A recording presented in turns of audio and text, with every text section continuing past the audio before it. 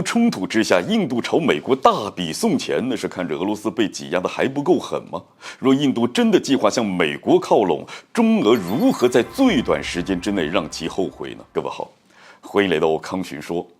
日前，印媒消息称，印度总理莫迪同美国总统拜登进行了一次电话会谈，重点聚焦在一个采购订单上。那大家一定会特别好奇，那究竟是什么样的订单要惊动印美双方的最高领导人呢？据悉，印度航空公司将从波音采购200多架飞机。更具体的消息显示，在这份协议当中，印度航空将采购250架空客飞机以及220架波音飞机。如此大手笔的采购，直接让印度航空是一举打破此前单个航空公司订购的记录了。对于这次采购协议，拜登的喜悦之情那显然是溢于言表啊！用拜登的原话说，此次出售将支持美国44个州超过100万个工作岗位。在美国经济不景气、债台高筑、通胀率居高不下的背景之下，印度的采购那就是像及时雨一样解救了美国的困境。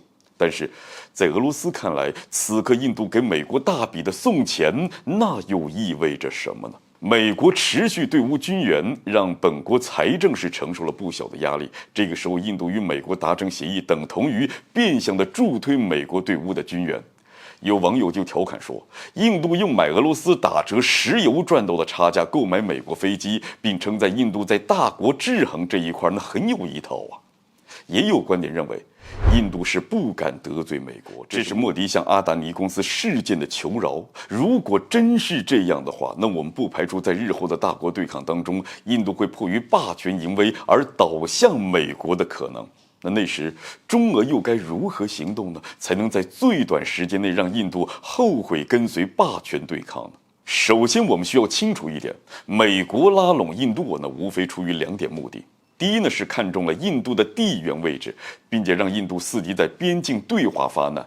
第二就是看中了印度国内巨大的军火需求市场。拉拢印度之后，美国就可以从俄罗斯那儿是虎口夺食了。所以，印度靠拢美国之后，率先做的一定会是在边境对华发难。那这个时候，我们该怎么做呢？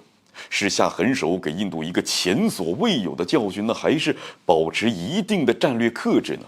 按照我的理解啊，我们要做的恰恰是让印度始终觉得他们在边境有机可乘。为什么这么说呢？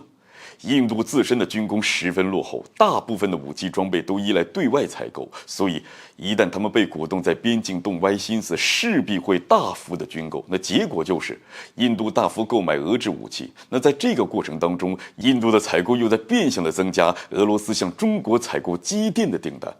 当然，这些还不是关键所在。这印度和美国一样债台高筑，但是一旦印度觉得他们对中国有机可乘，就会投入大部分的力量用来打赢这场豪赌。在这个过程当中，印度会不断的被消耗，一旦消耗超出了他们所能承受的范围，那印度也就会幡然醒悟，最终后悔随美对抗。所以啊，从这个角度来说，印度若是决心倒向美国，我们最好最快速的办法就是不断的消耗他们。好了，本期节目就进行到这儿，欢迎点赞转发，留下您的精彩评论。